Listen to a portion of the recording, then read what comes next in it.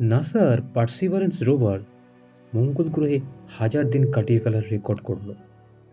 NASA বলছে যে তাদের পার্সিভারেন্স রোভারটি 2021 সালে ফেব্রুয়ারিতে মঙ্গলে অবতরণ করার সময় এটিকে যা করতে বলা হয়েছিল তা মূলত সম্পন্ন করে ফেলেছে। রোবটের মৌলিক চাহিদা ছিল একটি প্রাচীন ক্রেটার হ্রদকে জরিপ করা এবং পাথর সংগ্রহ করা, যা অতীত জীবনের প্রমাণ শনাক্ত করতে সহায়তা করবে। এই প্রাথমিক উদ্দেশ্যটি সম্পন্ন হয়ে গেছে। মিশন দলটি সান ফ্রান্সিসকো একটি বড় সম্মেলনে সেটি জানিয়েও দিল। মিশন তাই সেদিনকে 1000 দিন মঙ্গল গ্রহে কাটানোর সেটি নিয়ে এখন ভাবনা চিন্তা চলছে নাসার বিজ্ঞানী মহলে। সেগুলোকে ল্যাবে অধ্যয়ন করা যাবে কিনা সেটি নিয়ে এখন পরিকল্পনা। নাসা এই প্রকল্পে ইউরোপীয় মহাকাশ সংস্থা বা এসার সাথে অংশীদারিত্ব করবে। তবে প্রযুক্তিগত সমাধান, সময় ফ্রেম এবং খরচ বর্তমানে একটি পর্যালোচনা পর্যায়ে রয়েছে। বোর্ড দ্বারা পরীক্ষা করা হচ্ছে যে আগামী বছরের প্রথম দিকে রিপোর্ট করবে না, সেটি আর একটু সময় নেবে।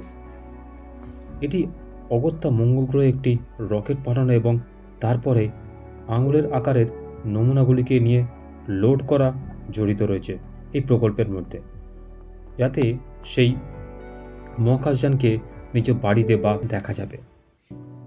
পার্সিভারেন্স ড্রিল করে তার পেট থেকে 13টি শিলা কোর সংশ্লেষ করেছে।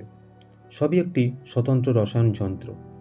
তারা প্রায় 3.7 থেকে 3.5 বিলিয়ন বছর আগেকার মঙ্গলের জেজেরো ক্রেটারে কি ঘটেছিল তার গল্পই বলে থাকে। এটি এমন একটি সময় ছিল যখন একটি নদী প্রবাহিত হতো সেখানে। সেই নদীটির দৈর্ঘ্য ছিল 45 কিলোমিটার বা 28 মাইল। সেটিতে জলধারা প্রবাহিত হতো, কিন্তু বর্তমানে কালের অমোঘ নিয়মে সেগুলি শুকিয়ে গেছে। এখানে একটি বদ্বীপ হিসেবে পরিচিত পলি এবং বালির স্তরযুক্ত শিলা দেখতে পাওয়া গেছে। উপাদানগুলির মধ্যে একটি হচ্ছে ফসফরাস। এমন একটি আকারে গর্তের মধ্যে বিদ্যমান ছিল যা মঙ্গল গ্রহের জীব দ্বারা ব্যবহার করা হতে পারে।